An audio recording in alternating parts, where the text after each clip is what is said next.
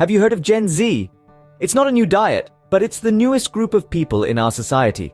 You may be asking, who is Gen Z? I'll tell you, Gen Z, also called the I generation, post-millennials or plurals, are people born between 1997 and 20. What makes them different from older people? A few things. Firstly, they have always used digital technology. While older people might remember using slow internet and floppy disks, Gen Z people were almost born with smartphones. They are really good at using technology. They can easily use the internet and digital tools, which amazes us. Sometimes we might even feel a bit jealous. Secondly, Gen Z is a very diverse group. They belong to many different races and ethnic groups, and they are proud of it. They appreciate their differences and break stereotypes. Gen Z is very entrepreneurial. They don't just follow what others have done. They want to do their own thing. They start their own businesses, start new projects, and make a difference in their own special ways. Lastly, they use emojis a lot. Emojis are important in Gen Z's way of communicating. They make their chats more interesting and fun. So Gen Z is a group of people who are good technology, diverse, and innovative. They're making changes in the world in their own way. They're not just our future, they're already here. If you get a text with many emojis that you don't understand, it's probably from a Gen Z person.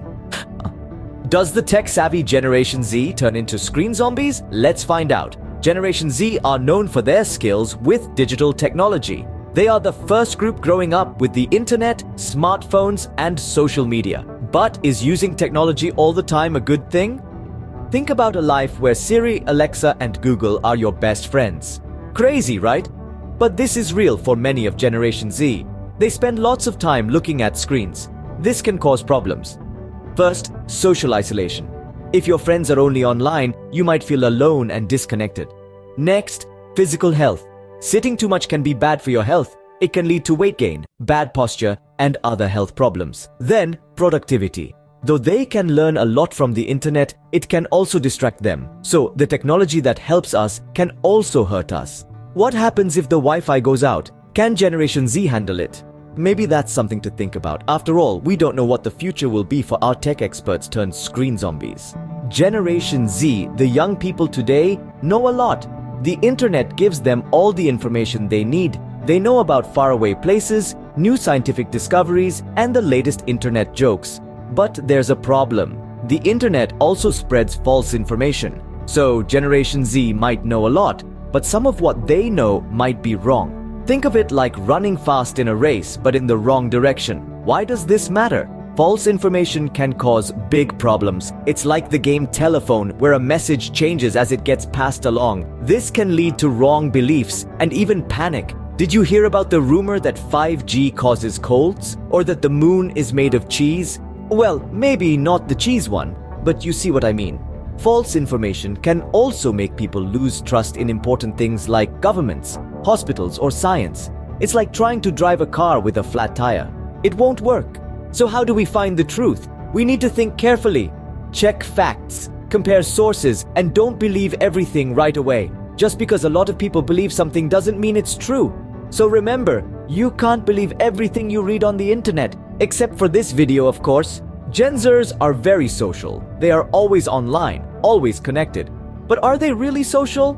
It's a big question. This group of people are always using the internet, but many are feeling and sad. Imagine this. Lots of people all looking down. They are not praying. They are looking at their phones. In today's world, being connected means having a strong Wi-Fi signal, not having good conversations.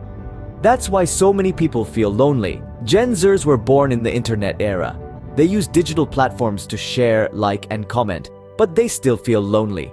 In fact, Gen Zers feel more lonely than any other generation. This is a weird situation. They are at a big party, but they are not talking to anyone. This problem is not just personal, it affects our whole society. If our future leaders feel lonely, what does that mean for our society? We have to think about this deeply. But not everything is bad. Gen Zers also have good opportunities to connect with others. They just need to find the right balance. They need to use to help their relationships, not replace them.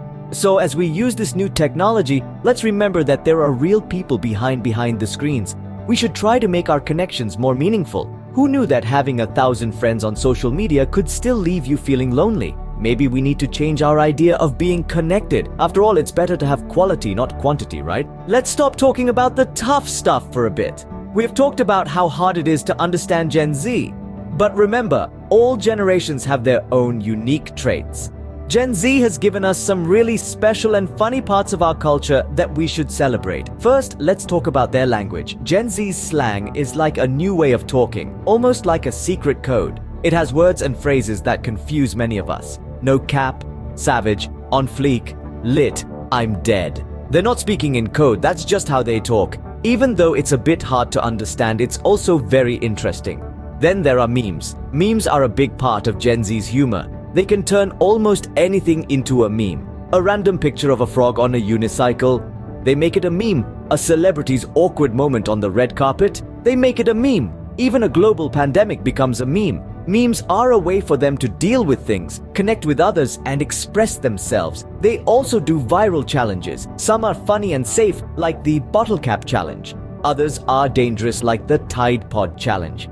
Gen Z is good at making ordinary things become special. They do it because they are creative and want to connect and share experiences, even if some of those experiences involve making not so good choices. Yes, Gen Z loves might not always have the right information and may not socialize a lot, but they are also creative, funny, and very real. They have made a culture that is all their own, and they are changing the world. One meme, one slang word, and one viral challenge at a time. Here's a funny joke. Why don't Gen Zers play hide and seek? Because it's hard to hide when you're always online.